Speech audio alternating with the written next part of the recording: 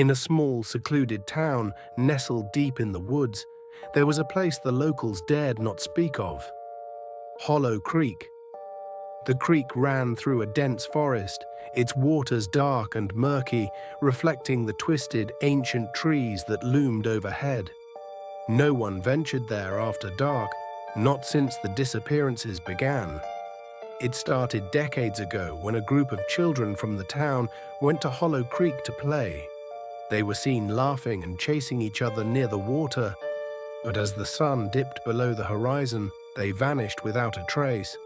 Their parents searched the forest for days, but all they found were the children's shoes neatly lined up along the creek's edge, as if they had simply stepped out of them and disappeared into the night.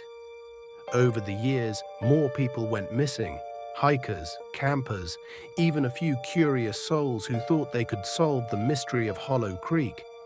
But none returned. The town's elders warned everyone to stay away, spinning tales of a malevolent spirit that haunted the area. They called her the Lady of the Creek.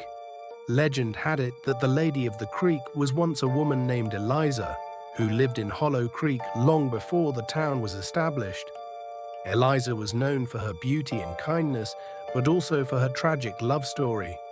She fell in love with a man who promised her the world but left her at the altar, never to return. Heartbroken and humiliated, Eliza wandered to the creek where she had first met him. As the story goes, she threw herself into the water, her despair pulling her under. Her body was never found, but it's said her spirit remained, waiting for her lost love. As the years passed, the tale of Eliza became a ghost story told around campfires, but no one took it seriously until the disappearances began. Some claimed to have seen a figure in white wandering the woods near the creek, her face obscured by a veil. Others spoke of hearing soft, mournful cries echoing through the trees at night. One fateful night, a group of teenagers decided to test the legend.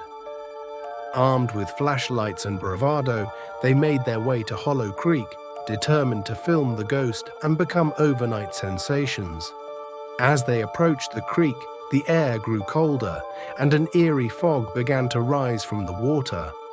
The once confident teens now felt a growing sense of dread, but they pressed on, driven by a mix of curiosity and fear. They set up their cameras, laughing nervously as they called out to the Lady of the Creek. But their laughter died in their throats when they saw her. She emerged from the mist, a pale figure in a flowing white dress, her long hair tangled and wet. Her face was hidden behind a veil, but her eyes glowed with an unnatural light. Paralyzed with fear, the teens could only watch as she floated toward them. She reached out a hand, and the air around them turned icy cold. One of the boys, in a desperate attempt to escape, tripped and fell into the creek.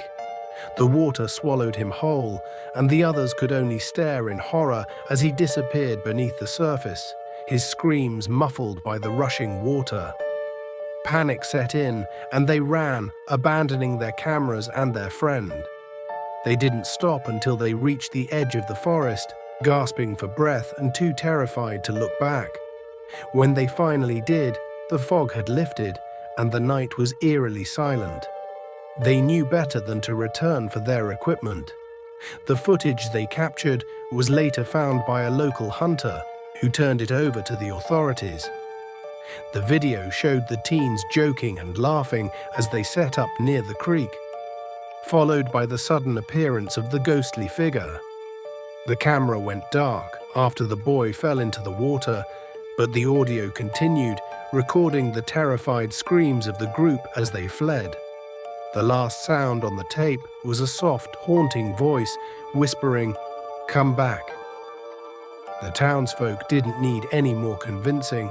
Hollow Creek was declared off-limits, and the forest surrounding it was left to reclaim the area.